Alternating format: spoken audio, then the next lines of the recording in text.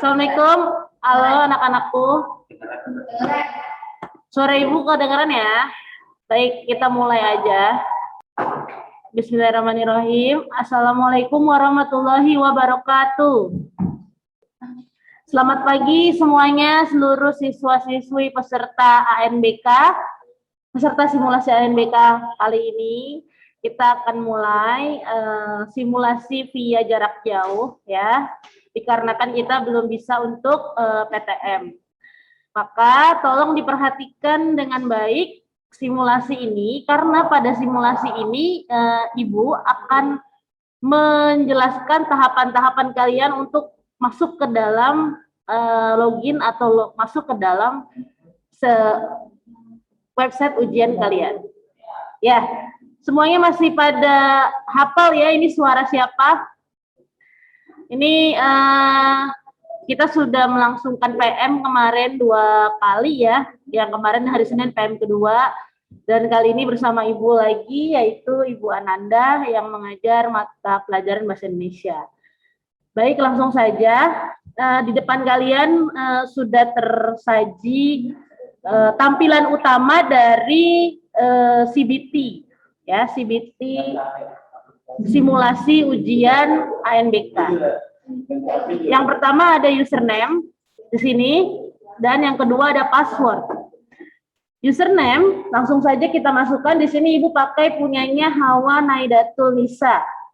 Kita masukkan username-nya. Untuk memasukkan username jangan lupa caps lock-nya dinyalakan, karena kita harus memasukkan yang pertama karakternya huruf K kapital ya.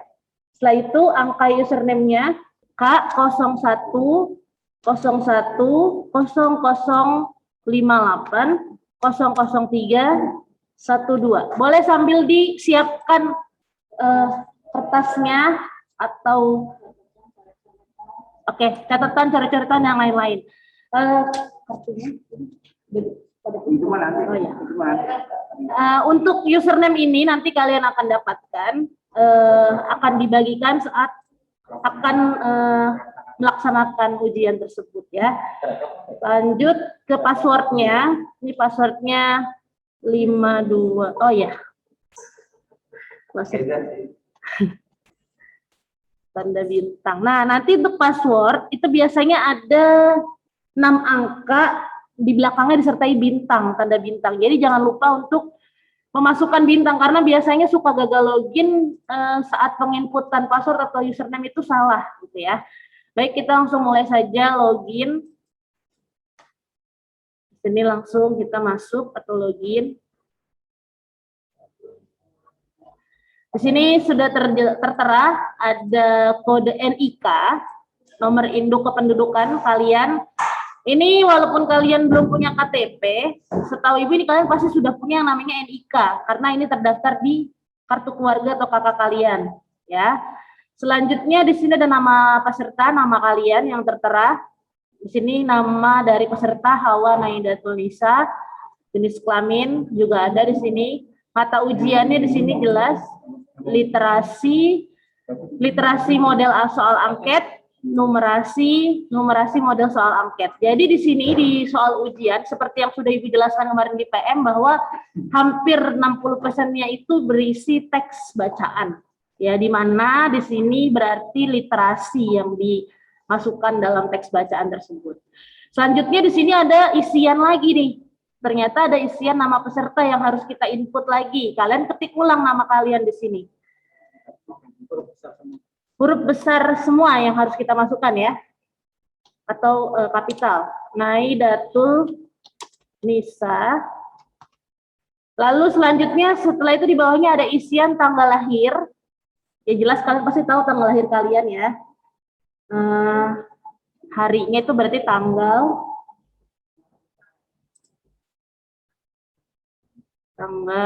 bulan, tahun kelahiran. Oke, selanjutnya setelah itu di bawahnya ada masukkan token. Token ini bisa kalian dapatkan dari operator di ruangan yang kita namakan proktor. Jadi nanti pasti proktor atau operator di ruangan itu akan mengarahkan kalian nomor token yang harus dimasukkan berapa. Seperti itu ya. Nah, ini kita masukkan nomor token yang sudah diberikan oleh proktor. Kemudian kita klik submit. Ya. Harus diklik submit atau submit supaya bisa lanjut ke halaman selanjutnya. Ini sambil menunggu ya, lagi proses loading.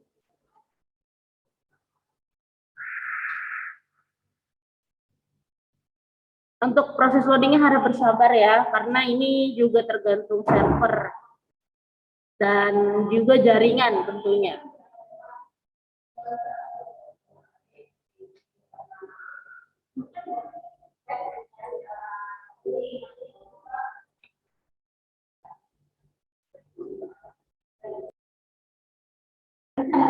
Ya, setelah kita tadi masukkan nama terus token, ada lagi di sini muncul konfirmasi tes. Konfirmasi tes, ada nama tesnya gladi bersih AKM. Kalau nanti kalian mungkin tertulisnya AKM tahun 2021 ya. Status tesnya, waktu mulai tesnya di sini ada 8.15 dan waktu atau alokasi waktu tes yang diberikan yaitu 90 menit. Baik, langsung saja kita klik mulai. Kita klik mulai untuk langsung mengerjakan soal. Baik, ini yang pertama kita masuk ke soal nomor 1. Soal nomor 1 di sini ada daftar soal. Ini berarti ada jumlah soal yang harus kalian kerjakan. Kalau misalkan kalian lewati, nanti akan berwarna, akan ada warnanya gitu. Kalau kalian belum mengerjakan. Ya, terus di sini ada sisa waktu. Di sini sisa waktunya nggak usah dikhawatirkan ya. Ini kurang lebih 1 jam, 1,5 jam ya untuk waktunya. Baik, kita langsung saja ke soal nomor 1. Di sini tersaji teks yang panjang lebar. Kemarin waktu PM. Besar. Ya. Baik, lanjut. Waktu PM kemarin ada yang mengeluhkan soal simulasi itu katanya kayak skripsi ya, kayak udah pernah lihat skripsi aja. Jadi memang soal-soal AKM ini ternyata panjang banget seperti koran ya teksnya. Selain itu di sini tersaji juga sebuah gambar. Ya, kita amati soalnya. Kalau kemarin di PM Ibu bilang sama kalian kuncinya adalah kita langsung ke soal supaya kita nggak kehabisan waktu di sini. Kita lihat soalnya. Berdasarkan teks, manakah pernyataan berikut ini yang benar tentang listrik tenaga angin? Pertanyaannya seperti itu. Maka kita langsung yang ditanya adalah pernyataan, berarti kita hanya mencocokkan pernyataan mana yang benar tentang listrik tenaga angin. Maka kita lihat jawabannya. Yang A, tenaga angin terbatas jumlahnya, tersebar di wilayah tertentu, bersinar dan menambah efek rumah kaca. Pada kincir angin, energi angin digunakan untuk memutar peralatan mekanik untuk melakukan kerja fisik karena kebutuhan ruang dan volume angin yang berlimpah. Listrik tenaga angin akan sangat bermanfaat di perumahan di pedesaan. Ini yang C. Yang D, listrik tenaga angin sangat praktis untuk pemenuhan kebutuhan udara segar dan bersih di tempat tinggal. Kita cocokkan ya. Untuk yang pertama, tenaga angin terbatas jumlahnya, tersebar di wilayah tertentu. Kita lihat dalam bentuk listrik mengubah ini tenaga angin digunakan nama untuk. Nah, di sini dibilang tenaga angin banyak jumlahnya dan tidak terbatas, sedangkan di teks di jawaban tadi dibilang tenaga angin terbatas, berarti salah ya. Kita langsung skip ke yang B. Pada kincir angin, energi angin digunakan untuk memutar peralatan mekanik. Kita lihat lagi. Pada kincir angin, langsung kita skip ke kata-kata kincir angin.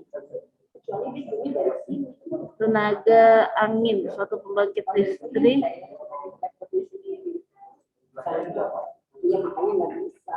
Oke. Yang A sudah kita pastikan salah, kita eliminasi. Yang B pada kincir angin pada kincir angin, energi angin digunakan untuk memutar peralatan mekanik untuk melakukan kerja fisik. Apakah sama dengan yang B? Pada kincir angin, energi angin digunakan untuk memutar peralatan. Ya, sama ya. Jadi kita langsung ketemu di sini jawabannya, yang B. Yang A kita pastikan salah, kita eliminasi. Untuk memastikan lagi supaya jawaban kita benar, kita periksa jawaban yang pilihan yang C dan pilihan yang D. Karena kebutuhan ruang dan volume angin yang berlimpah, listrik tenaga angin akan sangat bermanfaat di perumahan pedesaan. Oke, sebentar kita lihat, kita cocokin lagi supaya benar-benar yakin nih jawabannya benar yang B atau tidak gitu ya. Oke, karena kebutuhan angin, kebutuhan ruang dan volume angin yang berlimpah.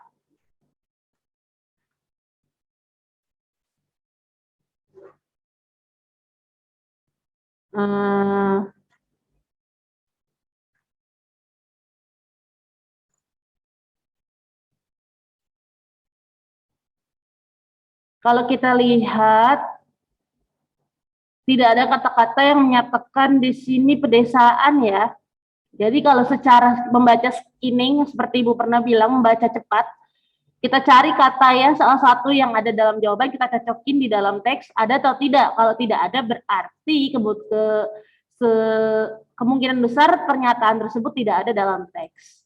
Jadi yang paling tepat tadi adalah yang B ya, pada kincir angin, energi angin digunakan untuk memutar peralatan mekanik itu ada di sini tadi. Nih, ada di kalimat kedua, paragraf 1. Pada kincir angin, energi angin digunakan untuk memutar peralatan mekanik. Persis sama dengan yang ada di jawaban. Jadi nomor 1 jawabannya adalah yang B. Ya, kita lanjut ke soal berikutnya. Kalau kalian di sini masih ragu-ragu, kalian bisa klik ragu-ragu. Tapi kalau kalian sudah yakin, bisa langsung ke soal selanjutnya. Next, soal nomor 2. Ya, lagi-lagi Ibu katakan langsung lari ke soal supaya tidak banyak memakan waktu. Karena nanti kita akan, kalau soalnya nanya pernyataan, kita harus cocokin lagi sama aja kita baca teksnya kan. Jadi kita langsung lari ke soal, apa yang ditanyain oleh soal itu. Gitu. Salah satu tujuan dari bacaan energi bersih tenaga surya adalah untuk menyampaikan manfaat penggunaan energi tenaga surya. Apakah tujuan bacaan di bagian FAQ atau frequent, ini bahasa Inggris artinya singkatannya kalau nggak salah kepanjangannya frequently answered question, maksudnya pertanyaan yang sering muncul tentang panel surya. Salah satu tujuan dari bacaan energi bersih adalah untuk menyampaikan manfaat penggunaan energi tenaga surya. Apakah tujuan dari bacaan di bagian pertanyaan sering muncul? Oke, kita lihat tujuannya. Nah, ini dia FAQ yang dimaksud, pertanyaan yang sering muncul tentang panel surya. Di sini ada apakah panel surya yang sangat mahal? Ada apakah panel surya tetap berjalan dalam cuaca buruk? Ada berapa luas atap yang saya perlukan? Terus apa jenis panel surya yang ada sampai di terakhir ini? Bisakah saya menyimpan listrik yang dihasilkan oleh panel PV surya saya? Di sini ditanya tujuan dari pertanyaan yang sering muncul ya. Dan jawaban yang ada di sini adalah uraian atau esai, bukan pilihan ganda seperti dua soal yang sudah kita satu soal di soal nomor 1 tadi yang sudah kita kerjakan itu pilihan ganda, tapi soal nomor 2 ini sedikit berbeda karena di sini meminta kalian untuk menuliskan jawabannya secara esai atau secara uraian. Seperti itu. Nah, kalau dilihat-lihat tujuannya tadi kan di sini untuk menyampaikan manfaat penggunaan energi tenaga surya. Sedangkan ditanya tujuan dari bagian pertanyaan yang sering muncul. Tujuannya apa kira-kira? Ya, kalau kita ambil saja logikanya dari sini, untuk menyampaikan manfaat kan tadi, kalau untuk tujuan bacaannya berarti kita tinggal tuliskan di sini. Kalau pertanyaan sering muncul berarti untuk memberikan informasi bukan? Jelas untuk memberikan informasi kepada pembaca ya. Karena Tujuannya adanya pertanyaan yang sering muncul karena banyak pertanyaan yang muncul dari adanya teks tersebut. Maka kita bisa tulis di sini untuk secara uraian ya jawabannya. Untuk menyampaikan, kita samakan saja dengan yang tertulis itu, menyampaikan informasi yang paling sering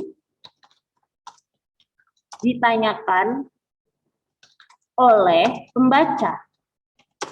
Jawabannya cukup seperti itu karena yang ditanya adalah tujuan dari bagian FAQ atau pertanyaan sering muncul tentang panel surya ya oleh pembaca teks. Kita bisa tambahin panel teks, kita tulis aja judulnya ya. Tadi judulnya sesuai yang ada di sini, bacaan energi bersih, pembaca teks, energi bersih, tenaga surya. Oke. Berarti ini sudah tidak bisa lagi, berarti dia ada maksimal kapasitas karakter ya. Jadi cukup aja sampai di sini membaca teks energi surya gitu ya. Untuk menghemat karakter supaya masih bisa diketik ya. Jadi ini jawabannya uraian, walaupun kotaknya besar ternyata dia ada maksimal karakter di sini ya. Kita lanjut, jawabannya sudah yakin, berarti nggak perlu ragu-ragu lagi, kita langsung ke soal berikutnya. Oke, kita sudah di soal nomor 3 di sini ada profil surat kabar. Cukup baca sekilas saja judulnya, kita langsung loncat ke soalnya. Cermati paragraf berikut. Kalian diminta untuk mencermati paragraf yang sudah disajikan ini. Setelah sekian membaca wacana, kalian akan menilai bahwa Eva Rahmi memang sosok berprestasi. Berikan alasanmu mengapa Eva Rahmi termasuk sosok yang berprestasi. Oke, Eva Rahmi. Ternyata yang dibahas ini adalah Eva Rahmi Kasim, penyandang disabilitas yang menjadi pejabat. Kita bisa baca paragraf pertamanya dulu aja untuk mendapatkan informasi siapa sih si Eva Rahmi ini sebenarnya ya. Eva Rahmi Kasim namanya, tangannya tengah sibuk membuka tumpukan kertas di atas mejanya. Lembar demi lembar di parafnya. Lalu, bel berdering saat dia menekan tombol di mejanya.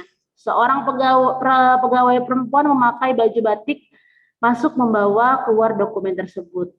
Maaf, saya selesaikan tanda tangan dulu. Laporannya ditunggu Pak Menteri. Menteri Sosial Republik Indonesia. Ucapnya masih dengan senyum. Oke. Di sini pertanyaannya, alasan mengapa Eva Rahmi termasuk sosok yang berprestasi. Apakah di paragraf 1 sudah terjawab jawaban pertanyaan dari tersebut? Kalau menurut Ibu belum terjawab ya, karena informasi di paragraf 1 masih informasi awal mengenai Eva Rahmi Kasim. Baiknya kita lanjut lagi ke paragraf 2, kita baca. Eva Rahmi Kasim adalah pimpinan instansi yang terletak di Jalan Dewi Sartika, Cawang, Jakarta Timur.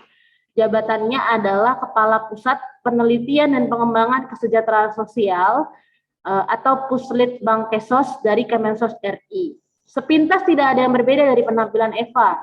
Duduk di kursi belakang meja kerjanya, ia terlihat normal. Namun, di tembok samping mejanya ada sebuah kursi roda plus 2 tongkat alat bantu jalan tersandar. Sebagai tunadaksa sejak lahir, Eva bergantung pada alat tersebut untuk mobilisasi. Kalau keliling kantor ya pakai ini, ujarnya menunjuk kursi roda dan tongkat itu. Apakah di paragraf kedua itu sampai sini ya. Paragraf ketiga ini sudah ketemu, apakah prestasi dari Eva? Belum ada ya, kita lanjut lagi. Berada dalam keterbatasan fisik bukan halangan bagi Eva Kasim untuk meraih jabatan tinggi. Dia dilantik sebagai Kepala Puslit Kemensos pada 26 Agustus lalu oleh Menteri Sosial Agus Gumiwang Kartasasmita. Dengan jabatan tersebut, Eva Kasim adalah satu-satunya aparatur sipil negara atau ASN penyandang disabilitas yang menjabat eselon 2. kita semua setara dan punya kesempatan yang sama tuturnya. Dalam pidato ini paragraf keempat, berarti belum ada informasi yang jelas tentang prestasinya ya. Lanjut paragraf selanjutnya, dalam pidato pelantikan Agus Gumiwang saat itu mengatakan Eva diangkat sebagai pejabat pimpinan tinggi pertama bukan karena dia difabel. Perempuan itu memang layak menempati jabatan tersebut sesuai penilaian panitia seleksi atau pansel lelang jabatan, dia memiliki nilai tertinggi. Nah, di sini di paragraf kelima kita lihat 1, 2, 3, 4, 5. Di paragraf 5 ternyata sudah mulai muncul nih apa yang dimaksud dengan prestasinya Eva Kasim tadi yang ditanya di soal ya. Dalam pidato pelantikan Agus Gumiwang mengatakan Eva diangkat sebagai pejabat itu bukan karena dia difabel. Difabel itu penyandang disabilitas ya, atau orang dengan kekurangannya gitu. Perempuan itu memang layak menempati jabatan tersebut. Sesuai penilaian panitia seleksi, dia memiliki nilai tertinggi. Ternyata prestasinya Eva itu bisa lolos tes ASN dengan nilai tertinggi. Menurut Eva, kondisi fisik bukanlah penghalang meraih jabatan tinggi, asal disertai disiplin, kerja keras, dan pantang menyerah. Apalagi regulasinya mendukung. Artinya regulasi di sini peraturan ya. Baik, kita langsung saja ke soal lagi balik. Berarti ternyata paragraf 5 udah mulai muncul ya, kenapa dia dikatakan sosok berprestasi. Alasan di sini diminta kita menguraikan alasan mengapa Eva Rahmi termasuk sosok yang berprestasi. Karena langsung saja kalau ditanya mengapa, jawabannya simple. Kalau ditanya mengapa langsung pakai jawaban kata-kata karena. Karena Eva Rahmi adalah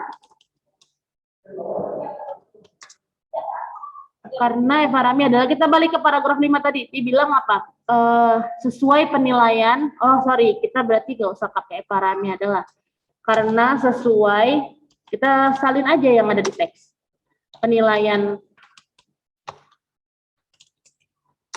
Sesuai penilaian panitia seleksi, pansel tadi ya, panitia seleksi, lelang jabatan, Rahmi, kita tulis namanya, Eva Rahmi berarti. Eva Rahmi memiliki nilai tertinggi. Memiliki nilai tertinggi di sini. Karena sesuai penilaian pansel dalam jabatan, Eva Rahmi memiliki nilai tertinggi. Udah simpel jawabannya itu aja, dalam 4 titik ya. Gitu. Dan sekali lagi kalau ada pertanyaan mengapa, jawabannya langsung diawali dengan kata karena. Karena yang ditanya di sini alasannya kenapa gitu kan. Maka jawabannya harus disertakan karena. Sudah yakin dengan jawaban tersebut, kita langsung ke soal berikutnya yang ada di soal nomor 4. Di soal nomor 4 ini kalian disajikan sebuah puisi ya, atau sebuah sajak ya, sajak sepuisi yang berjudul Sajak Sebatang Lisong yang ditulis oleh pengarang kita yaitu W.S. Rendra. Kalian biasa sering menemukan W.S. Rendra ini ya dalam dunia sastra. W.S. Rendra itu sudah sangat-sangat terkenal sebagai pengarang atau penulis senior di dunia sastra ya, itu W.S. Rendra. Kita langsung lihat soalnya yang ditanyakan apa. Kalau kita baca dulu puisinya nanti habis waktunya. Setelah mencermati larik puisi Sajak Sebatang Lisong, dapatkah kalian memahami pesan yang ingin disampaikan penyair melalui puisinya tersebut? Tuliskan pesan penyair sesuai pemahamanmu, berarti yang ditanyain amanat. Ya, kalau biasanya kalau kalian ketemu soal seperti ini nanyain amanat, biasanya ada pilihan ganda, tapi ternyata di sini kalian disuruh menuliskan atau menguraikannya dengan pemahaman kalian sendiri dan dengan kata-kata jawabannya secara uraian, gitu ya. Ini gimana Bu kalau ketemu soal gini? Berarti kita harus baca semua dong? Enggak dong. Kita lihat aja secara sekilas, nggak perlu dibaca seluruhnya karena lagi-lagi akan makan waktu ya. Kita baca tadi sajak sebatang lisong, kita baca paragraf pertamanya. Bait pertama, maaf kalau puisi bait ya. Menghisap sebatang lisong, melihat Indonesia Raya, mendengar 130 juta rakyat, dan di langit 2-3 cukong mengangkang berak di atas kepala mereka. Apakah di sini sudah terlihat tentang apa? Belum ya. Kita lihat lagi paragraf kedua. Bait kedua. Matahari terbit, fajar tiba, dan aku melihat 8 juta kanak-kanak tanpa pendidikan. Kita lihat lagi bait ketiga. Aku bertanya, tetapi pertanyaan-pertanyaanku membentur meja kekuasaan yang macet dan papan tulis para pendidik yang terlepas dari persoalan kehidupan. Sebenarnya sudah dari bait ketiga ini sudah terlihat adanya pesan yang ingin disampaikan W.S. Rendra melalui sajak sebatang lisong ini. Di sini dibilang menghisap sebatang lisong. Mungkin di sini lisong tuh sebutan untuk rokok ya. Di zaman dulu itu dia sebutnya lisong. Terus di sini dibilang melihat Indonesia Raya dan mendengar 130 juta rakyat. Dia udah ada hubungan dengan rakyat. Rakyat berarti kita tidak jauh tentang sosial ya, tentang sosial. Dan di langit 2-3 cukong mengangkang berak di atas kepala mereka. Jadi di sini diceritakan sepertinya di Indonesia Raya itu ini mungkin 2 tahun dulu ya, makanya di sini di jumlah penduduknya 130 juta rakyat, sekarang sedangkan sudah bertambah banyak lebih dari ini gitu. Jadi dilihat di sini rakyat kecil, tapi di atasnya terdapat 2-3 cukong yang mengangkangi atau menduduki para rakyat itu atau memperdaya para rakyat. Ya, terus di sini dibilang di bait kedua ada tulisan, dan aku melihat 8 juta anak-anak tanpa pendidikan. Jelas ya. Tadi di bait 1 ada 130 juta rakyat yang dikangkangi oleh 2-3 cukong. Di sini ada kata-kata 8 juta anak-anak tanpa pendidikan. Di bait ketiga ada kata-kata pembentur meja kekuasaan yang macet dan papan tulis para pendidik yang terlepas dari persoalan kehidupan. Nah, di bait ketiga ini muncul kata-kata persoalan kehidupan. Ya. Berarti yang amanat yang ingin disampaikan W.S. Rendra di sini adalah tentang persoalan kehidupan, ya. Oke, kalau masih belum jelas kita masuk ke bait selanjutnya lagi, bait keempat. 8 juta kanak-kanak menghadapi satu jalan panjang, tanpa pilihan, tanpa pepohonan, tanpa dangau persinggahan, tanpa ada bayangan ujungnya. Lagi-lagi diungkap di sini, diungkit di bait keempat, itu lagi-lagi diungkap 8 juta kanak-kanak menghadapi satu jalan panjang tanpa pilihan, tanpa pepohonan, dan terakhir tanpa ada bayangan ujungnya.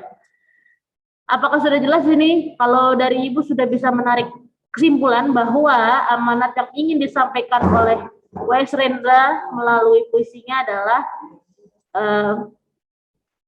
tentang kehidupan, ya, tentang persoalan kehidupan. Berarti kita bisa tulis ini amanat, kita nggak usah tulis amanat ya, pesan aja, pesan yang ingin disampaikan oleh penyair W.S. Rendra ya. Dalam hal ini kita masukkan nama penyairnya, yaitu pesan yang ingin disampaikan oleh penyair W.S. Rendra ya melalui sajaknya, yaitu tentang persoalan kehidupan.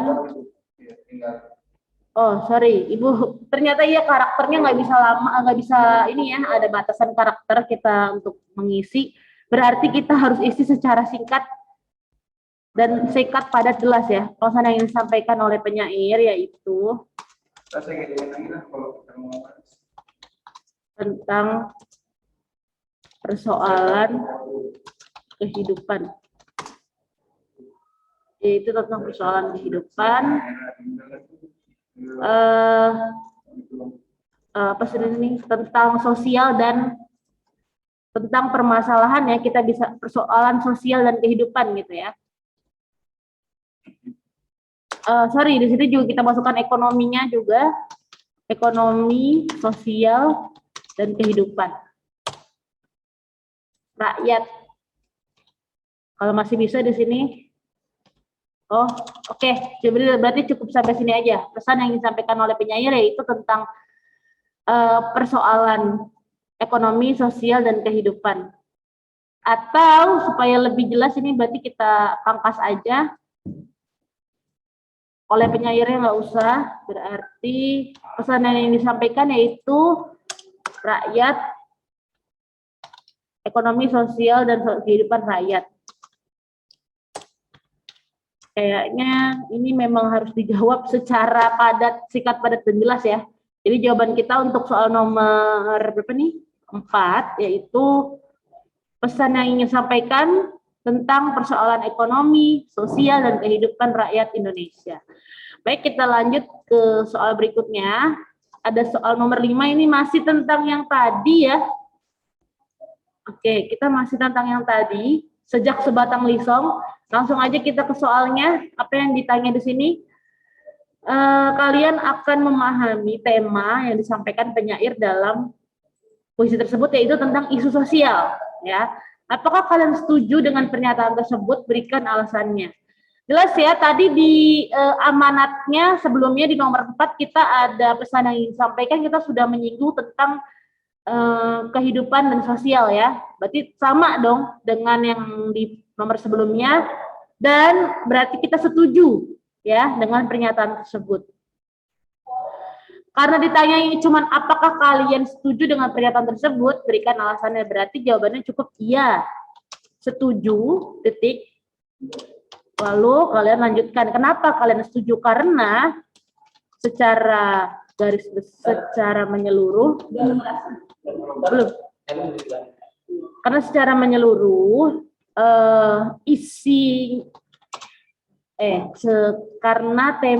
secara menyeluruh isi menggambarkan isi sajak ya, menggambarkan tentang persoalan sosial. Oke, jadi cukup ini aja jawabannya, menggambarkan tentang persoalan sosial. Jangan lupa diakhiri dengan tanda titik ya. Masih yang paling utama itu diawali dengan iya, setuju gitu, baru disertai dengan alasan kenapa kamu setujunya. Seperti itu ya. Next, kita lanjut.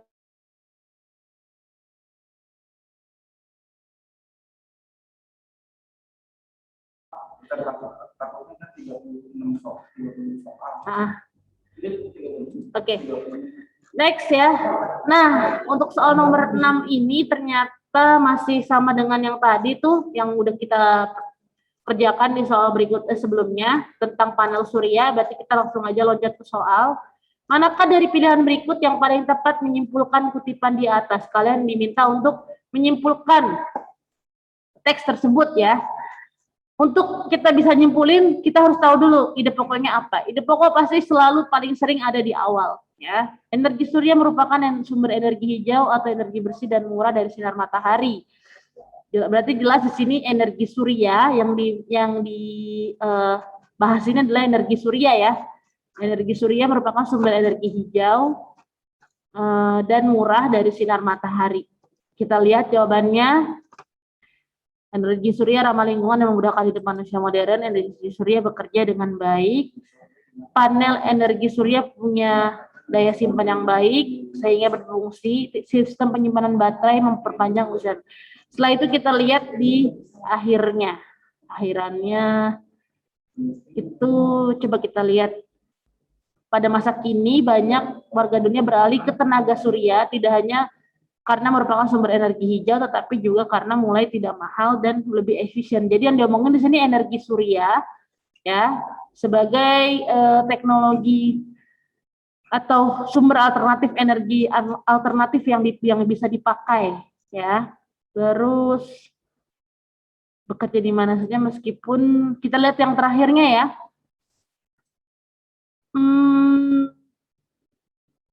Di sini diomongin tentang panel surya, meningkatkan secara proporsional dan jumlah sinar matahari yang diterimanya. Selain itu menambahkan sistem penyimpanan baterai surya. Jadi diomongin ternyata panel energi surya yang punya daya simpan yang baik sehingga energi dapat diproduksi ketika tak ada sinar matahari. Kita pilih di sini jawaban yang paling panjang. Kalau dari Ibu ya, untuk kita cari kesimpulan, kita pilih yang paling panjang karena itu paling lengkap untuk menyimpulkan suatu teks. Next, kita lanjut. Masih kita di sajak, kembali lagi kita di sajak sebatang lisong. Kita langsung ke soalnya. Melalui puisi tersebut, W.S. Renda mengungkapkan kritikan tentang kehidupan nyata di masyarakat. Namun dari bait-bait tersebut, W.S. Renda juga mengungkapkan solusi berupa sikap atau tindakan yang sebaiknya dilakukan. Bait yang berisi solusi tersebut terdapat di bait kita lihat bait-bait. Tadi kita udah baca sampai bait ke-4 ya. 2, 4, ada 4. Tadi kita udah baca ke-4, terus kita lihat secara bacanya scanning ya, baca cepat ya. Oke. Nah, ini dia. Ada kata harus di sini. Dalam sajaknya si W.S. Renda itu ada kata harus. Berarti itu adalah saran yang disampaikan oleh W.S. Renda melalui sajaknya. Kita harus berhenti membeli rumus-rumus asing, diktat-diktat hanya boleh memberi metode, tetapi kita sendiri mesti, ada kata mesti lagi, merumuskan keadaan. Kita mesti keluar ke jalan raya, keluar ke desa-desa, mencatat sendiri semua gejala dan menghayati persoalan yang nyata. Jadi ternyata dia muncul di bait kita hitung ya. 1, 2, 3, 4, 5, 6, 7, 8, 9, 10. Ternyata dia ada di bait ke-10. Kita lihat jawabannya, bait 10 ada ya di sini di pilihan jawaban. Tinggal diklik. Kita ke soal berikutnya. Next, muncul lagi di sini teks tentang Eva Rahmi Kasim. Kita langsung ke soalnya. Di dalam wacana tersebut diungkapkan tentang rencana aksi. Kita baca, kedua peraturan tersebut sangat menguntungkan bagi penyandang disabilitas. Di antaranya adalah, jadi di sini tentang Undang-Undang Nomor 8 tentang penyandang disabilitas dan peraturan Perpres tentang rencana aksi nasional hak asasi manusia, merupakan payung hukum bagi kaum difabel dan mengeksplorasi potensi mereka. Menguntungkan bagi penyandang diantaranya adalah penyandang disabilitas mempunyai hak untuk mengembangkan jenjang karir. Jawabannya yang C. Kita lanjut ke soal berikutnya. Nomor 9, balik lagi ke sajak sebatang lisong, kita langsung mencat ke soal. Menurut apa nih? Cermati puisi. Oke, bait ini suruh cermati. Ini bait ke-10 yang ternyata tadi berisi saran dari si W.S. Renda ya. Menurutmu apa maksud larik-larik dalam puisi tersebut? Maksudnya adalah Renda di sini hendak mengajak rakyat Indonesia yang berjumlah ini untuk melawan para penguasa dan orang-orang kaya, atau kalau bisa dibilang yang paling mendekati memang yang ini ya, Renda mengajak ya. Kalau menggambarkan para pemimpin enggak, karena dia sudah menggambarkan di bait sebelumnya. Kalau mengingatkan juga enggak. Kaget melihat itu juga ada di D sama E ini ada di bait-bait sebelumnya. Jadi jawabannya yang lebih tepat mengajak. Next, soal berikutnya. Ada ke soal nomor 10. Soal nomor 10 kita masih balik lagi ke teks yang nomor 1 tadi nih ya. Kita langsung loncat ke soal. Listrik tenaga angin dimanfaatkan untuk kebutuhan apa saja gitu ya. Kamu bisa memilih lebih dari satu jawaban. Nah, soal yang muncul begini, tadi kita sudah menghadapi soal pilihan ganda, soal uraian, selanjutnya kita muncul lagi soal yang kalian bisa milih lebih dari satu jawaban. Jadi kalau jawabannya bisa 2, bisa 3 gitu ya. Kita lihat di sini menerangi jalan, langsung aja ke pilihan jawabannya, menerangi jalan di pedesaan. Karena di sini listrik berarti jelas dia bisa menerangi jalan ya. Kalau dia arus listrik berarti dia bisa menerangi jalan di pedesaan, terus di sini bisa juga menyediakan listrik di wilayah terpencil gitu ya. Kalau menggiling padi kayaknya lebih ke mesin, listrik nggak perlu ya. Memompa air itu juga bisa juga lebih ke mesin. walaupun juga memompa air butuh listrik ya. Tapi di sini yang dimaksud di pembangkit listrik tenaga angin di sini adalah, oh ini ada nih, untuk pada kincir angin, energi angin digunakan, kalau ini energi angin digunakan untuk memutar peralatan mekanik seperti menggiling padi atau memompa air. Oh, kita udah ketemu jawaban ya. Berarti kalau menggiling padi dan memompa air itu bisa pakai tenaga kincir angin atau dari energi angin. Jadi jawabannya jelas, kita bisa untuk listrik berarti menerangi jalan di pedesaan dan menyediakan listrik di wilayah terpencil. Jawabannya 2. Kita lanjut ke soal berikutnya, nomor 11. Masih ke sini, kita langsung ke soal. Dari infografis dan teks terdapat kutipan pada kincir energi angin digunakan untuk memutar peralatan mekanik untuk melakukan kerja fisik. Apa maksud kalimat tersebut dikaitkan dengan kalimat sebelumnya? Ini kita lihat tadi, ini dikaitkan ke kalimat sebelumnya. Sebelumnya itu kalimatnya berbunyi seperti ini. Kebanyakan tenaga angin modern dihasilkan dalam bentuk listrik dengan mengubah rotasi dari pisau turbin menjadi arus listrik dengan menggunakan generator listrik. Nah, ini menjelaskan pada tenaga angin modern, sedangkan yang di sini di kalimat selanjutnya dijelaskan lagi tambahannya kalau pada kincir angin, energi angin itu digunakan untuk memutar peralatan mekanik. Berarti di sini kaitan dengan kalimat sebelumnya untuk menunjukkan kontras atau perbedaan serta contohnya. Jadi dia ada perbedaan ya. Kalau di teks sebelumnya itu menyebutkan kebanyakan tenaga angin modern yang dikatakan, kalau di kalimat selanjutnya kincir angin. Berarti kan kalau kincir angin itu tenaga angin yang masih tradisional pakai kincir angin gitu ya, memanfaatkan angin. Jadi jelas di sini jawabannya untuk menunjukkan kontras atau perbedaan serta contohnya. Next, soal berikutnya, balik lagi ke panel surya. Pertanyaannya, pernyataan manakah yang menjelaskan mengapa energi surya disebut energi hijau? Oke, di sini kamu bisa dapat memilih beberapa jawaban juga, berarti lebih dari 1. Di sini pernyataan manakah yang menjelaskan mengapa energi surya disebut energi hijau? Energi surya merupakan substansi yang tidak berbahaya, energi surya ekonomis, energi surya tidak memancarkan polutan, energi surya bekerja di mana saja. Bekerja di mana saja tadi bisa kita temukan di teks ya. Kenapa dia disebut energi hijau? Energi dikatakan hijau karena tidak memancarkan polutan. Oke, berarti tidak memancarkan polutan, kita klik. Terus di sini ada kata-kata tapi juga mulai tidak mahal dan lebih efisien dari sebelumnya. Berarti jawabannya energi surya berbiaya ekonomis dan tidak memancarkan polutan. Oke, kita klik 2 jawabannya ini dan kita klik selesai di sini. Oh iya. Oh iya, maaf. Oke. Dari nomor 1. Ya. Untuk yang literasi doang berarti udah keluar literasi. Nanti ada lagi biasanya literasi juga. Ada berapa soal sih? Oh, 12 dibagi 3 gitu. 12 gitu ya. Oke, ditunggu sebentar ya. Jadi kalau sudah selesai tadi tahap 12 soal yang pertama, kita klik selesai, setelah itu kita klik centang, kemudian kita klik tombol hijau, warna hijau, selesai. Kita lanjut ke soal selanjutnya. Jadi tadi 12 soal yang pertama ya. Oh ya, kita lihat daftar soalnya bertambah ya. Jadi tadi baru 12, sekarang kita tambah lagi 12 lagi, jadi 24 soal. Yang 12 soal kedua ini belum kita jawab dan kita akan coba jawab sekarang. Selanjutnya tentu tersedia wacana di sini. Judulnya bantu ibunya jualan, pemuda ini ciptakan robot unik. Nah, yang ditanya itu kita langsung ke wacana ya, seperti yang Ibu bilang ya. Kita langsung ke pertanyaan.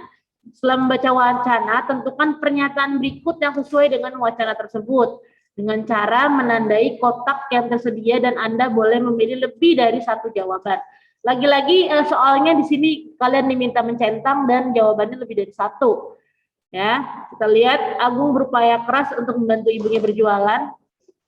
Jadi di sini diceritakan ada pemuda bernama Agung yang ibunya itu ternyata Agung Budi Wibowo ya, ibunya itu ternyata penyandang disabilitas, dia tidak bisa melihat atau mengalami gangguan penglihatan, tapi ibunya tersebut berjualan telur dadar mini di sini ya, berjualan telur dadar mini. Tapi si Agung ini membantu ibunya berjualan sehari-hari. Nah, karena ternyata si Agung itu lulusan dari SMK jurusan teknik kendaraan, Agung itu punya ide untuk menciptakan robot pembuat telur dadar mini. Ya, kenapa dia bisa punya ide kayak gini? Supaya ibunya terbantu karena ibunya mengalami gangguan penglihatan. Dia belajar dari tayangan YouTube cara membuat robot. Pemuda ini mempelajarinya seorang diri dengan tekun. Kita lihat di pilihan jawabannya. Agung berupaya keras untuk membantu ibunya berjualan, benar ya? Karena dia sebelumnya juga dari sebelumnya sudah membantu ibunya berjualan telur mini dadar gulung. Telur dadar mini, maaf. Terus Praptining mengeluarkan modal jutaan untuk membantu Agung menyelesaikan proyeknya. Sepertinya ini bukan. Praptining ini nama ibunya ya, Praptining Utami. Kalau dilihat-lihat, di sini nggak ada kata-kata ibunya mengeluarkan modal ya di sini, walaupun di sini ada kata-kata modal yang dikeluarkan Agung, berarti ini secara pribadi Agung ya. Terus untuk membantu ibunya berjualan, Agung membuatkan robot pembuat telur dadar mini, benar ya? Kita tadi sudah lihat di paragraf kedua ada kata-kata seperti itu. Paragraf ketiga dia membuatkan robot pembuat telur dadar mini. Terus di sini di pilihan jawaban keempat, gangguan penglihatan yang dialami oleh Praptining membuatnya tetap bisa berjualan, benar ya? Jadi di sini jawabannya lebih dari satu dan lebih dari dua, jadi ada 3 jawaban di sini. Ya, kita langsung ke soal berikutnya. Next, puisi lagi. Kita ketemu dengan puisi lagi yang berjudul Lilin Kecil Dalam Sinar Kegelapan. Ya, dan kita langsung ke soalnya. Kesimpulan apakah yang dapat kalian ambil dari puisi tersebut? Untuk kali ini jawabannya yang diminta adalah uraian atau esai. Baik, kita baca secara sekilas saja puisinya. Seperti lilin kecil ini, kau mampu terangi gelapku. Sinarmu memang tak banyak, tetapi itu sangat berarti. Tatkala malam datang membawa kegelapan, hadirmu bagai sang malaikat dengan cahaya penuh kasih, menepis lara, mendamaikan hati, dan menyejukkan cinta. Nalarku membahana lagi setiap kali mengartikanmu. Oke, sudah terjawab ya. Apa yang bisa kita ambil dari puisi tersebut? Kira-kira ya, kurang lebih itu seseorang kita bikin ya kesimpulannya, seseorang yang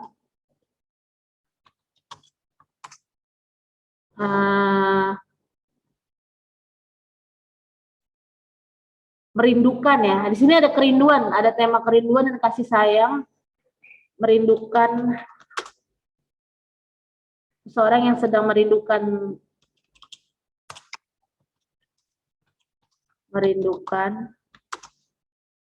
di sini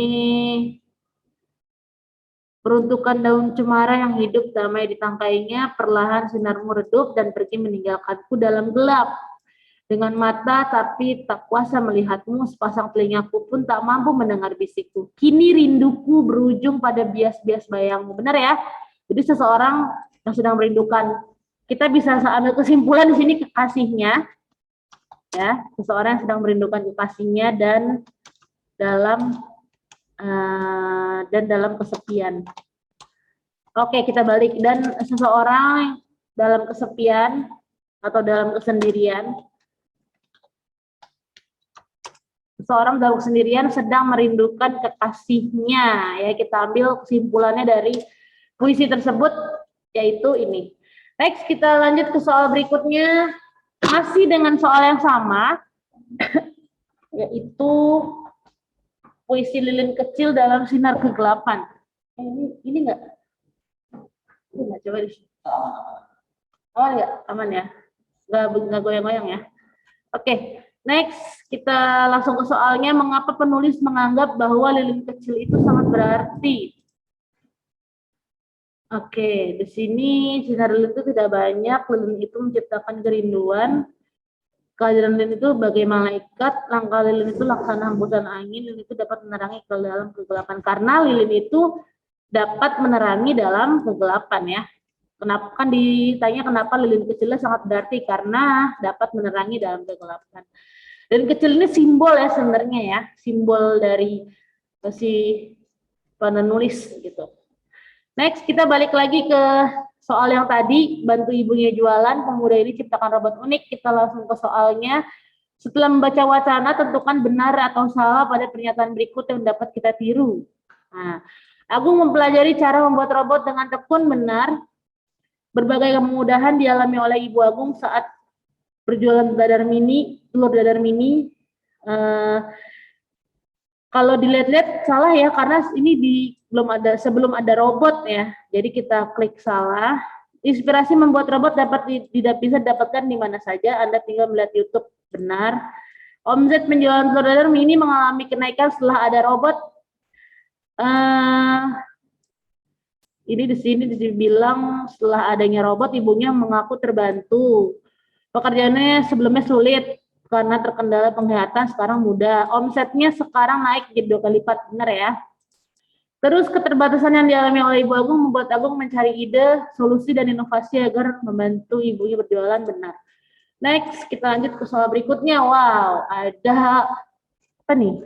Pamflet ya, kalau bisa dibilang kayak, kalau pamflet atau brosur ya, atau mungkin cuplikan berita tentang startup. Startup di sini tuh seperti perusahaan ya, perusahaan kecil mungkin. Kita langsung aja ke soalnya. Startup yang berkembang pesat di Indonesia adalah, kita lihat baik-baik di sini, potret startup Indonesia judulnya. Terus di sini ada ragam startup yang berkembang pesat di Indonesia. Kita tinggal lihat di sini ada startup game, startup properti, ada startup perdagangan. Jadi sini nama startupnya ada ongames.com, rumah.com, tokopedia.com. Di sini kita langsung ke jawabannya. Yang paling benar startup game ya, ada di paling atas yaitu ongames. Sorry, contohnya games.com di sini. Kalau startup Biro Jodoh di sini kita tinggal cocokin, ternyata bukan ya. Di sini dibilangnya Bread Story, tapi di sini setipe.com. Terus startup transportasi kita lihat ada Gojek, cocok nih ya. Kalau yang game ternyata dia salah nama ininya, harusnya ongames.com, dia games.com doang. Jadi yang paling tepat sesuai dengan gambar yaitu startup transportasi, contohnya gojek.com gitu.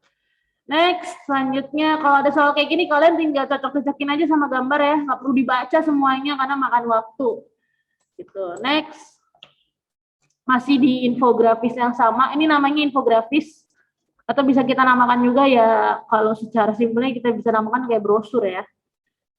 Next, pertanyaannya, berdasarkan infografis, mengapa Indonesia mampu menduduki urutan ketiga di dunia?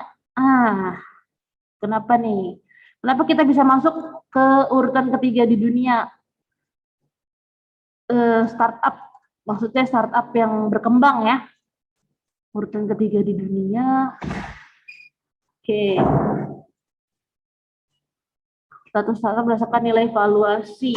Jadi di sini ada status startup ya, Pony, Centers, Unicorn, dan lain-lain. Karena berarti ini kita harus, karena di sini uraian, berarti kita harus menuliskan sendiri jawaban kita ya. Karena Indonesia, kalau misalkan di infografisnya nggak ada, jawabannya nggak muncul. Kayak tadi kan sebelumnya kita bisa tinggal cocok-cocokin aja tuh. Kita simpulin aja ya. Kita simpulkan saja. Karena Indonesia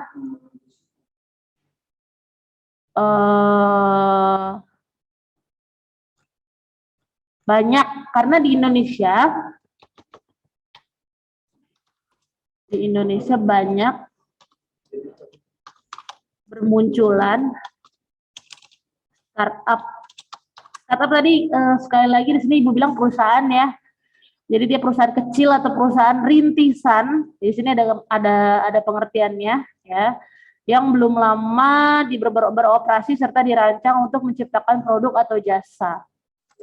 Karena di Indonesia banyak bermunculan startup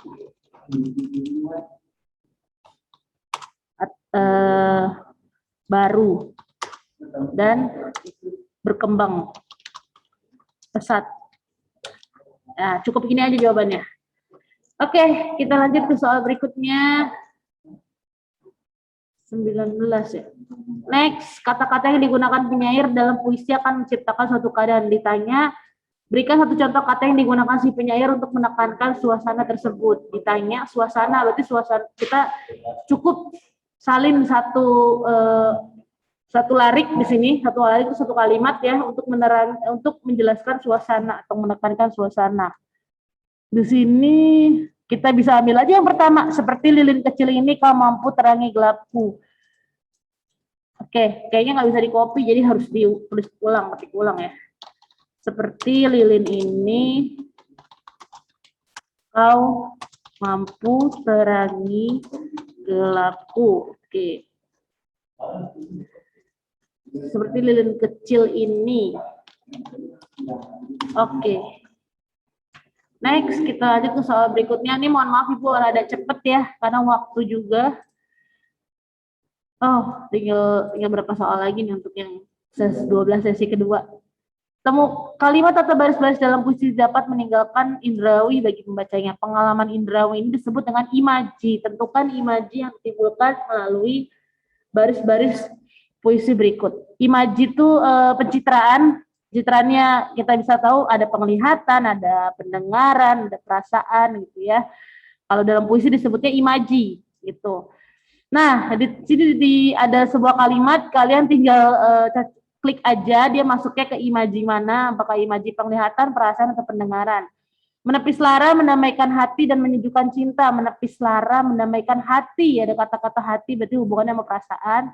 Sepasang telingaku pun tak mampu mendengar bisikmu, berarti masuknya imaji pendengaran. Dengan mata tak kuasa melihatmu, jelas masuknya ke imaji penglihatan. Next, selanjutnya. Masih dengan infografis yang sama ya, startup tadi. Kita lihat soalnya, di Indonesia banyak startup yang muncul, tetapi sebagian kecil mampu bertahan dan berhasil menghasilkan profit. Jelaskan alasan kalian startup yang tidak mampu bertahan atau tidak berhasil. Kita lihat di infografis kemungkinan ada penjelasannya kenapa dia tidak mampu bertahan ya. Karena startup tersebut belum mampu ya bersaing dan menghasilkan profit. Cukup begitu aja ya, supaya nggak begitu rumit. Kita langsung ke soal selanjutnya. Masih ke sini kita teks robot tadi ya. Motivasi Agung. Tentukan faktor-faktor yang memotivasi Agung menciptakan egg filling robot sesuai wacana dengan cara menandai kotak. Lagi-lagi kita suruh pilih lebih dari satu jawaban. Agung ingin meringankan beban orang tuanya, betul. Ketekunan Agung mempelajari, keinginan Agung untuk menaikkan omset, betul. Kemudahan bagi Agung untuk mencari bahan baku. Nah, praptining yang tidak bisa berjalan karena dengan cekatan atau dengan cepat karena gangguan penglihatan, betul. Jadi jawaban di sini ada 3. Kita langsung ke soal berikutnya. Nomor 23 masih ke puisi yang sama, lilin kecil. Setelah membaca puisi, cocok dengan sejukah kamu dengan pendapat Emil tersebut? Setelah membaca puisi ini, Emil merasa bahwa puisi ini cocok dengan suasana hatinya yang baru ditinggal pergi sahabatnya pindah tempat tinggal di luar negeri. Setujukah? Nah, cukup kita tulis di sini kayak tadi, ya setuju. Karena Emil, karena puisi tersebut memang menggambarkan kepergian seseorang yang sangat berarti. Kalau tadi kan Ibu bilang kekasih ya, itu juga bisa, atau mungkin sahabat yang sangat berarti, ini juga bisa diartikan dalam puisi tersebut ya. Next, kita langsung ke soal berikutnya. Ada teks baru ternyata yang berbeda di sini. Judulnya Ramin tak kunjung pulang. Langsung saja kita ke soalnya, mengapa Ramin dikejar-kejar oleh petugas. Berarti kita harus baca soalnya ya. Harus baca teksnya sedikit. Ramin nyaris menjerit, tangannya tertumbuk dan hanyut saat sembunyi di pelukan Akar. Hampir ia mengira mulut buaya yang siap. Teringat lagi ia pada Aco. Sejak musim lalu ia ikut Dadan karena hasil cekengnya tak bagus. Sementara Aco tertangkap petugas saat adu mulus di warung nasi lemak antara ia mengumpat. Hari itu memang peraduan nasib. Gara-gara Aco petugas itu memburu Ramin dan Dadan. Karena tadi si Aco dibilang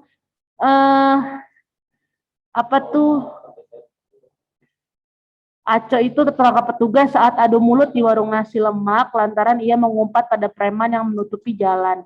Jadi jelas mengapa Ramin dikejar oleh petugas, karena Ramin adalah teman Aco, jadi dia dikejar karena yang dikejar petugas itu sebenarnya si Aco-nya itu ya. Next, oke, kita sebelumnya di screenshot dulu. Foto lagi nih. Kan buat bahan ngajarin.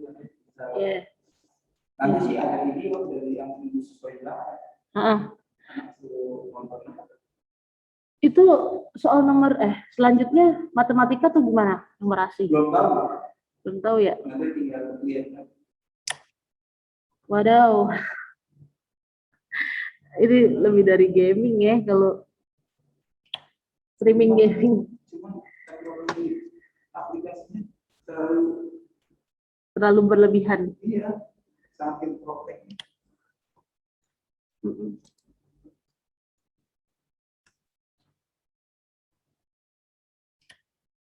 Terus Bu Eli gimana tuh?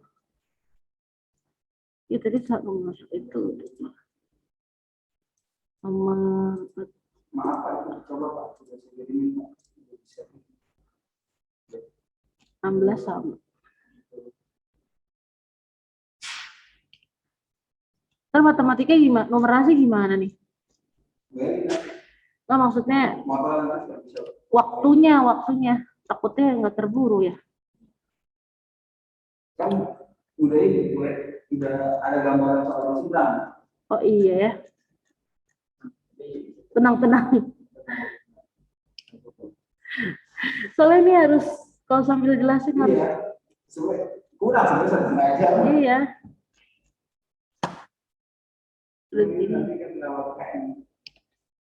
Iya.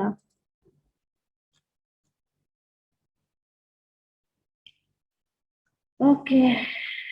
Next, kita klik selesai. Oke, udah. Kita klik selesai. Centang, klik selesai lagi. My God. Next, 12 soal selanjutnya. Ya, ini udah mau mendekati selesai. Ini mohon maaf kalau Ibu buru-buru ya, karena waktunya udah tinggal 27 menit lagi. Di sini disajikan lagi informasi dalam gambar infografi namanya ya. Terus di sini ada judulnya panen air hujan mulai dari sekarang. Di sini dibilang curah hujan yang sangat tinggi. Kita langsung ke soal. Setujukah saudara jika dikatakan bahwa pernyataan tersebut memberikan gambaran tentang rumit dan mahalnya biaya sumber resapan air hujan? Di sini tentang rumit dan mahalnya ya. Ketentuan sumur harus berada pada lahan. Kalau dibilang rumitnya sebenarnya di sini nggak ada kata-kata rumit ya. Secara tersurat tidak ada kata-kata rumit. Cuman kita bisa menyiratkan ini memang agak rumit. Terus biayanya juga secara tersurat tidak ada kata-kata mahal, tapi memang di sini tertulis biayanya itu range harga atau antara harga 4 sampai 7 juta yang bisa dikatakan itu lumayan ya untuk membuat sumber resapan. Jadi kita bisa katakan kita setuju ya. Ya, setuju. Yang ditanyakan cuma setujukah saudara jika dikatakan bahwa pernyataan tersebut memberikan gambaran rumit. Ya, setuju, cukup gitu aja karena ditanya setujukah. Kalau ditanya dengan alasannya berarti disertai alasan. Jadi kita langsung ke soal berikutnya, masih ke infografis yang sama. Pernyataan berikut sesuai dengan isi informasi di atas adalah, kita lihat sumber resapan air hujan adalah salah satu solusi krisis air. Di sini dibilang curah hujan sebenarnya dapat memenuhi kebutuhan air. Sayangnya masyarakat memiliki kebiasaan membuang air hujan. Bisa dibilang ini secara tersirat. Ya, dengan adanya sumur resapan air hujan itu bisa menjadi salah satu solusi saat krisis air karena kita menampung air hujan di sini ya. Jadi jawabannya, pernyataannya tepat sesuai isi informasi di atas gitu ya. Next. Ini sepertinya sama dengan simulasi pertama kalian, soal simulasi pertama kalian kemarin ya. Ada lagi infografis yang berikutnya, saatnya kembangkan potensi pariwisata. Sejukah Anda apabila destinasi pariwisata dikembangkan dengan baik, maka akan meningkatkan devisa negara. Ini udah Ibu jawab, Ibu bahas di PM ini soalnya sama. Kita langsung aja jawab, iya setuju. Karena semakin meningkatnya destinasi wisata, maka devisa negara akan bertambah. Kita cukup katakan begitu, karena semakin meningkat dan baik meningkat destinasi wisata, meningkatnya destinasi wisata dengan baik. Ini karakternya juga nggak cukup, berarti cukup begini aja. Karena semakin meningkatnya destinasi wisata, maka devisa negara akan bertambah. Next. Masih sama, infografik yang sama. Industri pariwisata, destinasi pariwisata, kelembagaan pariwisata, dan pemasaran nasional merupakan bagian dari rencana induk pembangunan pariwisata Riparnas. Di antara keempat rencana induk tersebut, manakah yang paling berdampak pada bertambahnya devisa negara? Berikan alasanmu. Oke, yang ini apa nih? Di antara keempat rencana induk. Oh ini, rencana induknya sini ada 4 ya. Industri pariwisata, destinasi pariwisata, kelembagaan pariwisata, dan pemasaran pariwisata nasional. Yang paling berdampak itu sepertinya destinasi pariwisata, ya. Destinasi pariwisata. Terus kita tulis karena dengan berkembangnya destinasi pariwisata, karena dengan berkembangnya akan menambah devisa negara. Oke, cukup kayak gitu. Kita langsung. Nanti ada 2 kali. Oke. Nanti di 3 yang pertama, nanti 3 yang kedua. Dia 2 kali. Maksudnya gimana? Jadi kan sudah selesai nih. Nanti ada soal dari balik lagi dari nomor 1. Astaga. Bisa yang resi tapi jawab nanti. Oke, next. Ini ada lagi gambar wacana ini tentang kantong plastik ya. Kalau kalian tahu sekarang di mana-mana sudah diberlakukan paper bag atau tote bag atau goodie bag ya, maksudnya tas-tas yang ramah lingkungan yang tidak seperti plastik. Mungkin kalau di warung masih pakai kresek ya, tapi kalau kalian belanja di Indomaret atau ke supermarket itu sudah tidak disediakan plastik. Sekarang kita langsung soalnya. Berdasarkan gambar dari dan wacana tersebut, kata kunci yang tepat untuk mengatasi masalah sampah kantong plastik adalah, kata kuncinya adalah yaitu ahli lingkungan hidup dan produsen plastik, inovasi teknologi. Di sini dibilang berbagai alternatif ditawarkan, salah satunya biodegradable plastik atau bioplastik. Jadi jelas ada kata-kata bioplastik, kita pilih yang bioplastik ya. Inovasi teknologi dan bioplastik. Lanjut. Balik lagi ke infografis yang ini. pemeriksaan menjelang musim hujan setidaknya dilakukan 3 tahun sekali. Menurut kamu, apakah informasi tersebut telah menggambarkan secara jelas skala prioritas untuk... Oke, ini sama kayak yang di PM ya kemarin ya, Ibu udah bahas, susun pernyataan berikut sesuai prioritasnya dan tambahkan angka pada pernyataan tersebut serta jelaskan alasan saudara menyusun prioritas tersebut. Ini seperti yang Ibu bilang di PM, ini seperti teks prosedur kita menyusun. Tapi yang kalau di prosedur itu langkah utama biasanya pendahuluan atau awalan. Kalau yang di sini yang langkah di nomor 1 itu adalah yang paling prioritas. Prioritas itu artinya yang paling dipentingkan, yang paling diutamakan. Gitu ya. Di sini susun pernyataan berikut sesuai prioritas dan tambahkan angkanya. Waktu kemarin itu kalau nggak salah kita harus pertama kali yang kita bikin buat sumur resapan itu adalah buat sumur dulu di sini ya. Satu buat sumur berarti kita butuh bak pengendap lumpur ya. Bak pengendap lumpur.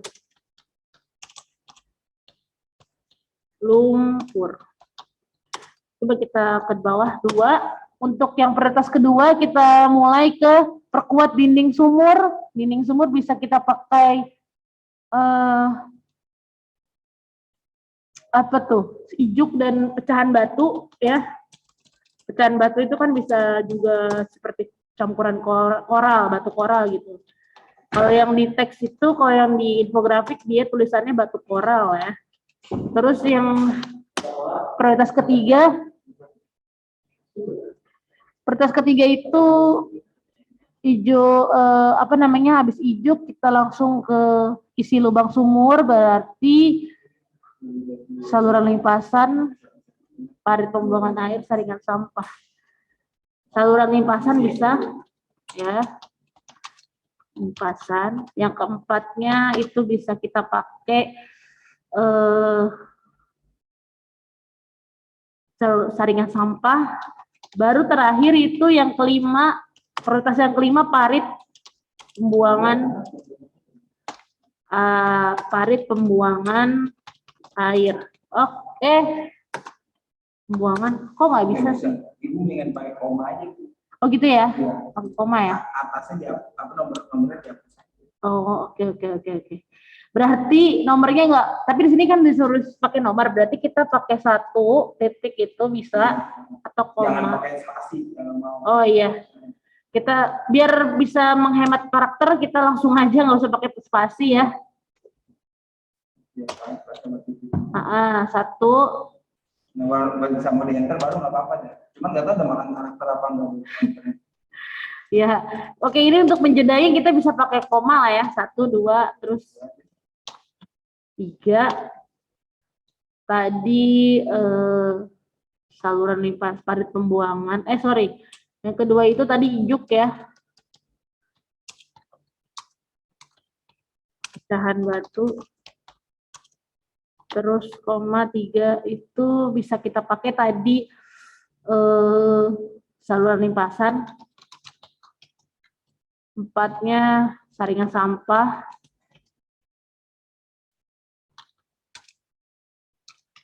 Saringan sampah ini nggak tahu nih muat apa nggak nih. 5 parit pembuangan air. Oke, pas ini lagi aja parit pembuangan. Ya, jadi ternyata memang padahal disuruhnya suruh susun ya prioritas ya, tapi kok ternyata nggak, karakternya yang disediakan nggak cukup. Next. Aduh, tinggal 17 menit. Oke, kita lanjut ke ini the text, langsung aja ke soal bahwa jelaskan bahwa startup digital dapat cepat berkembang di Indonesia berkat anak muda. Di sini gerakan nasional 1000 startup digital. Tadi kita udah lihat infografik tentang startup ya. Di sini dibilang karena anak muda founder. Di sini ada startup lahir dari masalah yang dekat dengan kita. Startup menjawab permasalahan tersebut dengan sebuah solusi. Oleh sebab itu, inovasi dan kreativitas kaum muda melalui gerakan-gerakan sosial seperti Startup ini sangat dibutuhkan. Karena kita tulis anak muda Indonesia banyak melahirkan inovasi dan kreativitas. Cukup seperti itu aja jawabannya ya. Kreativitas. Oke. Next, soal berikutnya yaitu nomor 32. Di sini disajikan sepertinya ini ada lagi nggak soal? Oke, kita next dulu karena di sini ada campuran soal matematika ya. Di sini juga ada matematikanya juga kayaknya. Ini nih masih masuk literasi bahasa ya. Di sini ada ini yang udah kita bahas di PM kemarin kalau nggak salah, mengandung B3 atau tidak mengandung B3. Jadi di sini B3 itu bahan berbahaya beracun mengolah limbah ya. Di sini udah jelas terkandung pada barang sehari-hari seperti batu baterai, aki kendaraan, hairspray, pestisida, pembersih lantai. Daun pembungkus lontong itu tidak mengandung B3, tidak mengandung bahan berbahaya beracun. Sabun pembersih lantai itu dia mengandung B3 ya. Terus obat nyamuk dia juga mengandung B3. Di sini ada obat nyamuk. Berarti kita klik. Potongan sayuran tidak mengandung B3. Kardus mie goreng sepertinya tidak ya. Nggak ada di sini ya. Tulisan kardus mie goreng tidak mengandung B3. Deterjen itu dia mengandung B3. Berarti kita klik. Ya, jadi di sini kalian diminta untuk mencentang mana pilihan jawaban yang benar, mana bagian pernyataan yang mengandung B3 dan tidak mengandung B3. Oke, nah next ke soal berikutnya. Balik lagi ke tentang bioplastik tadi, pemakaian kantong plastik menjadi masalah besar di seluruh dunia, termasuk di Indonesia. Setujukah Anda dengan pernyataan tersebut? Berikan alasan. Ya, setuju. Ya, karena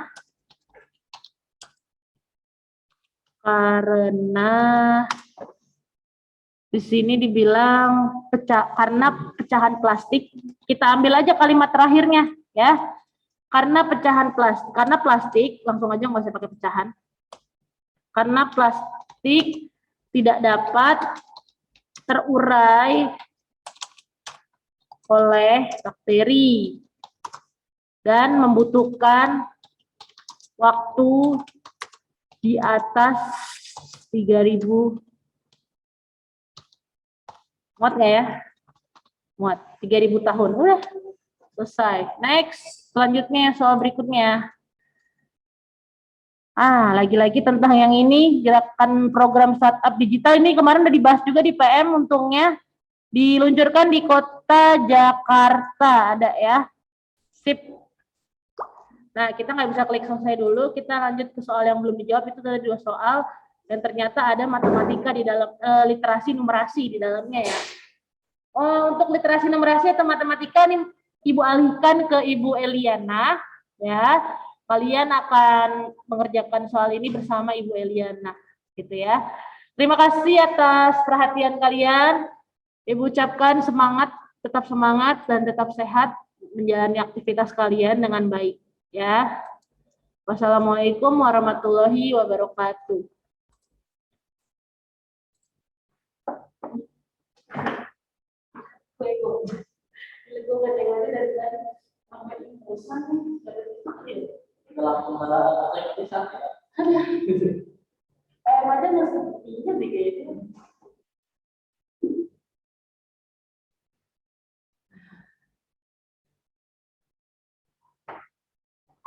Itu belum saya fotonya, gitu aja ya. Ibu mau foto dulu aja. Iya. Enggak, itu soalnya sama kok sama di PM yang kemarin simulasi 1 kebanyakan sama. 2 soal dong Bu, ayo Bu, nggak ada lucu. Belum, nanti kan baru. Eli semangat, Eli. Udah tahu masalahnya. Coba lihat dulu. Udah, sama juga. Nomor berapa? Kalau yang itu 2 soal. 2 soal dong. Iya, 2 soal dong. Aduh. Ijul, Pak Ijul. Iya Bu. Pak Ijul. Ya Ibu. Nanti setelah terakhir, kalau udah selesai, itu ada ini dari Pak Mukijo ya, Iya. penutup.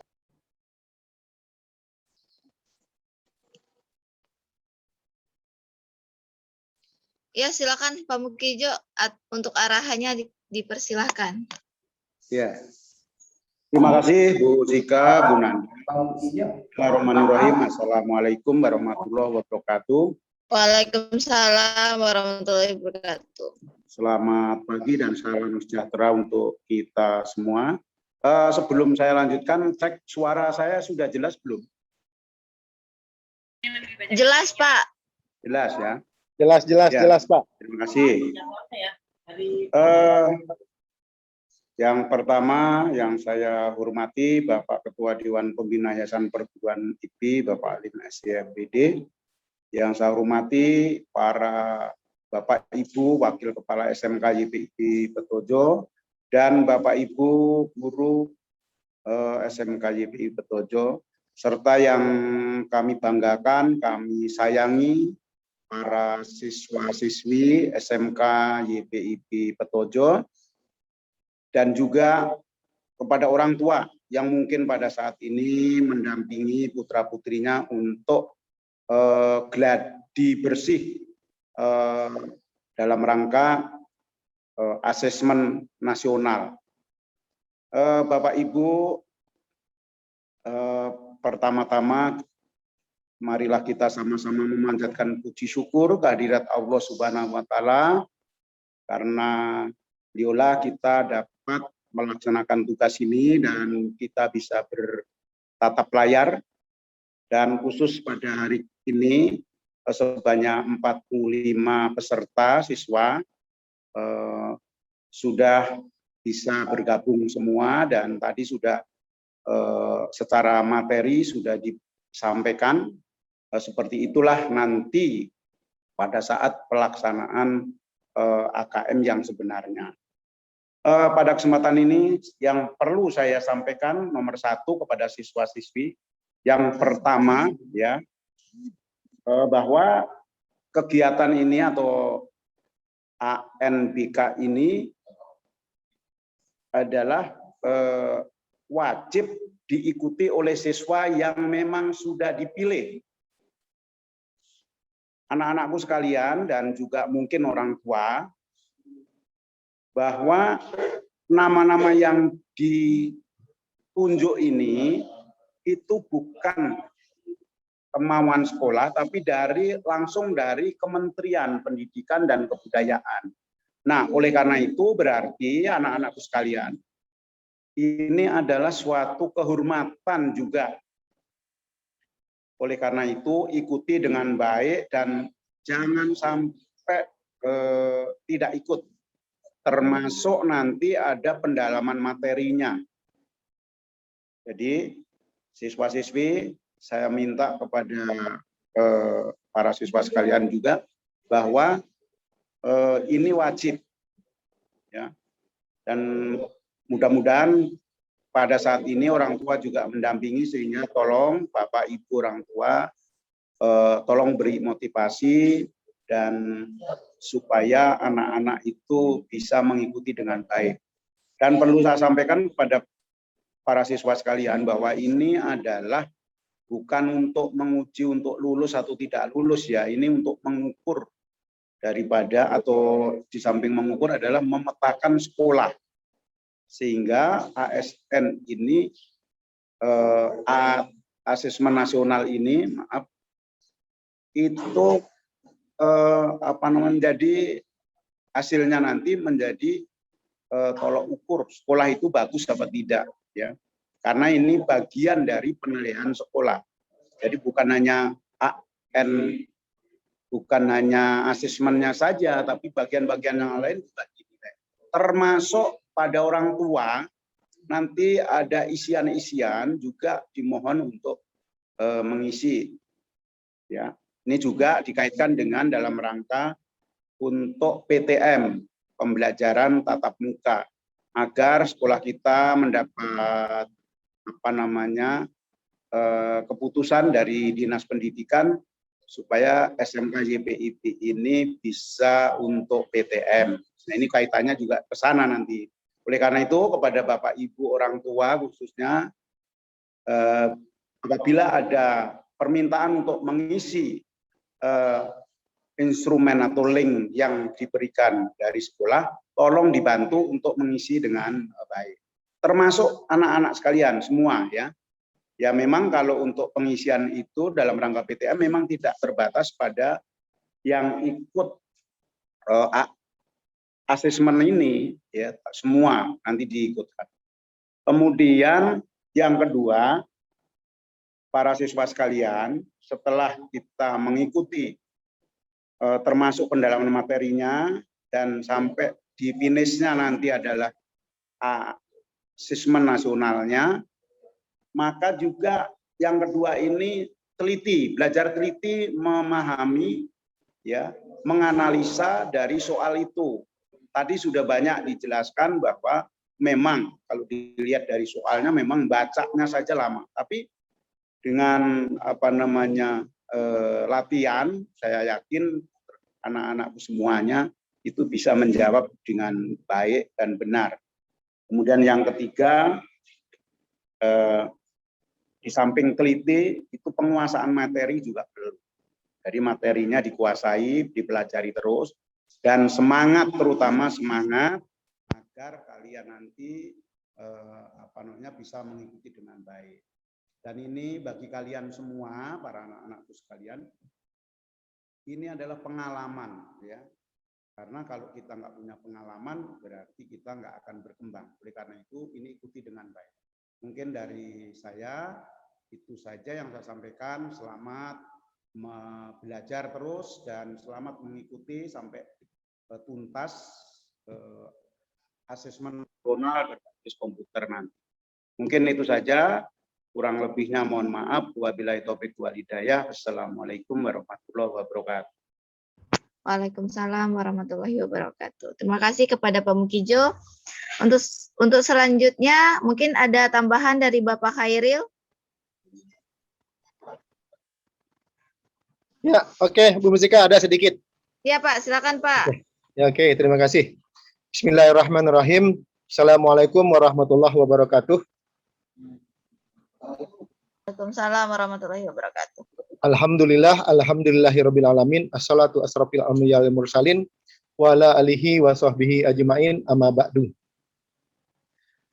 Yang saya hormati Bapak Kepala Sekolah SMK YPIP Petojo, Bapak Dr. Andus Mukijo Martoyo MPD, dan yang saya hormati Bapak Ibu rekan pimpinan wakil Kepala Sekolah SMK YPIP Petojo yang tidak saya sebutkan namanya, dan yang saya hormati Bapak Ibu orang tua wali murid, dan yang saya banggakan siswa-siswa peserta UNBK.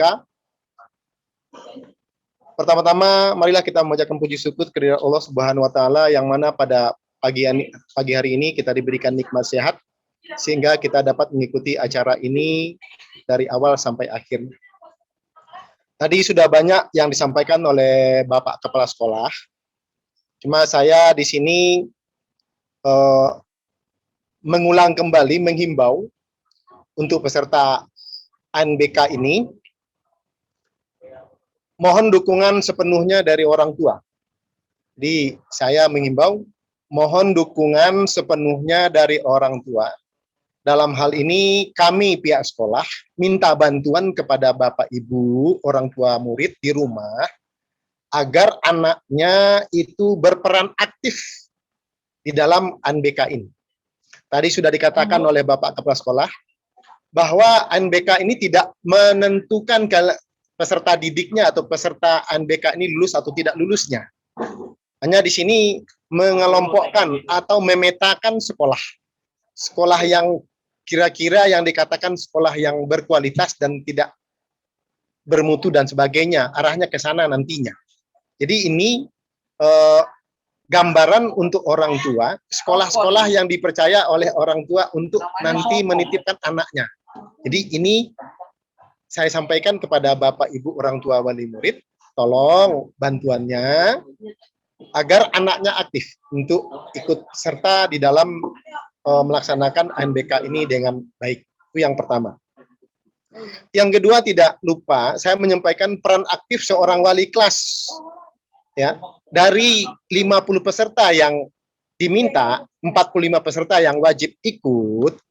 Nah, dari 50 peserta yang sudah ada daftar namanya untuk UNBK ini, saya himbau kepada Bapak Ibu wali kelas, peran serta Ibu itu benar-benar saya harapkan untuk membimbing atau untuk mengingatkan atau untuk memberikan arahan-arahan yang positif terhadap anak-anak Bapak Ibu yang ikut di dalam UNBK ini. Jadi sekali lagi saya tidak bosan-bosannya menyampaikan kepada Bapak Ibu bahwa ujung tombaknya komunikasi ini ya tentu wali kelas dengan orang tua. Kalau ada permasalahan-permasalahan teknis, nah, itu tolong Bapak Ibu wali kelas kita komunikasikan dengan orang tua dan dengan pihak sekolah. Karena semuanya itu ya tentu dengan komunikasi. Jadi ini saya sampaikan kepada Bapak Ibu. Mungkin ada di dalam pendalaman materi anaknya mungkin tidak aktif untuk ikut dalam pendalaman materi, tolong Bapak Ibu wali kelas komunikasikanlah dengan orang tua agar orang tuanya ikut peran sertanya untuk memberikan arahan kepada anaknya untuk bisa ikut UNBK ini. Ya kan? Itu yang jelas. Karena nanti sasaran kita itu ya mungkin anak ini kalau mereka sudah bisa menyelesaikan UNBK dengan nilai yang baik, di kelas 12 nanti dia juga lulus dengan baik, ya tidak ada tertutup kemungkinan mungkin anak-anak yang berprestasi semacam ini ya yang siap untuk masuk ke dunia kerja. Jadi bukan yang lainnya tidak siap, bukan kita tidak mempersiapkannya itu, tetapi inilah sebagai contoh peran kita sekolah, peran kita orang tua, peran kita sebagai guru, peran kita sebagai wali kelas, ya untuk membina anak-anak yang diminta oleh pemerintah untuk ikut dalam UNBK ini. Jadi wali kelas sekali lagi saya himbau, ini peranan yang cukup besar, ya cukup punya tanggung jawab yang berat untuk Bapak Ibu wali kelas. Bukan hanya Bapak Ibu wali kelas saja yang tanggung jawab beratnya, kami ini pimpinan di SMK YPIP juga mempunyai tanggung jawab yang berat. Yang jelas bagaimana kondisi sekolah kita ini untuk ke depannya. Jadi ini saya himbau sekali lagi peran serta orang tua, ya saya menghimbau karena anak kita belajarnya di rumah dan anak itu adanya di rumah, sebenarnya tanggung jawab mereka itu belajar, mau ikut PJJ, mau ikut pelatihan, itu banyak sedikitnya ada peran orang tua di situ dominan, ya kan? Nggak mungkin kita seorang guru, seorang pengajar, seorang pendidik, ya kan? Saya melihat Bapak Ibu guru kadang-kadang pagi-pagi sudah me-WA Bapak Ibunya, anaknya, bangun nak, itu salah satu tugas kita, ya kan? Jangan bosan-bosan Bapak Ibu untuk memberikan hal-hal seperti itu kepada peserta didik kita. Dan juga kepada orang tua, kalau sudah ada dari guru minta tolong Bapak Ibu, ini peranan Bapak Ibu di rumah, karena orangnya ada di rumah, peserta didiknya ada di rumah. Ini peran serta Bapak Ibu, situ dominan. Dan wali kelas tadi juga saya gambarkan tanggung jawabnya banyak, ya kan? Jangan Bapak Ibu yang telah bukan dia aja susah saya membangunkan, enggak jawaban seperti itu, ya kan? Jadi kalau anak susah dibangunkan, anak susah ikut PJJ, bagaimana pendekatan Bapak Ibu memberikan pemahaman kepada peserta didiknya sehingga anak itu paham dengan bahasa kita dan dia ikuti apa yang kita sampaikan. Jadi ini yang kita harapkan dari Bapak Ibu wali kelas.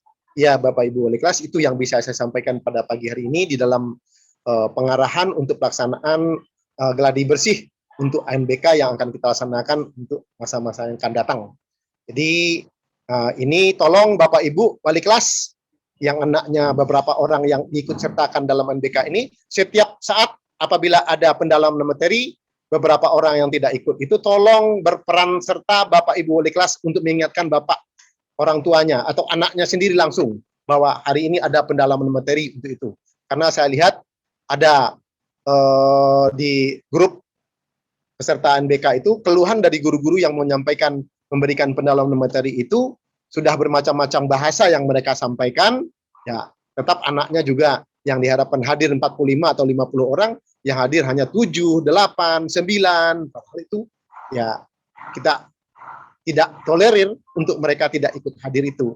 Jadi Bapak Ibu wali kelas berperan serta untuk mengingatkan kembali kepada, tentu dengan komunikasi yang baik, komunikasi yang bisa diterima oleh orang tua, komunikasi yang bisa dipahami dan dimengerti oleh siswanya. Itu yang saya sampaikan pada pagi hari ini. Kurang lebihnya mohon maaf, tidak saya menggurui Bapak Ibu guru wali kelas, dan saya juga tidak menggurui orang tua wali murid. Nah, inilah kewajiban saya untuk menyampaikan untuk kerjasama yang baik antara orang tua, peserta didik, dengan pihak sekolah. Untuk era kondisi pandemi seperti ini.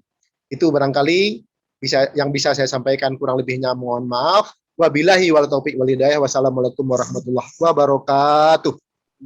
Waalaikumsalam warahmatullahi wabarakatuh. Terima kasih kepada Pak Hairil atas informasi dan arahannya. Acara selanjutnya mungkin ada pertanyaan dari anak-anak yang mengikuti gladi bersih hari ini. Jika ada yang ingin bertanya, silakan dibuka mic.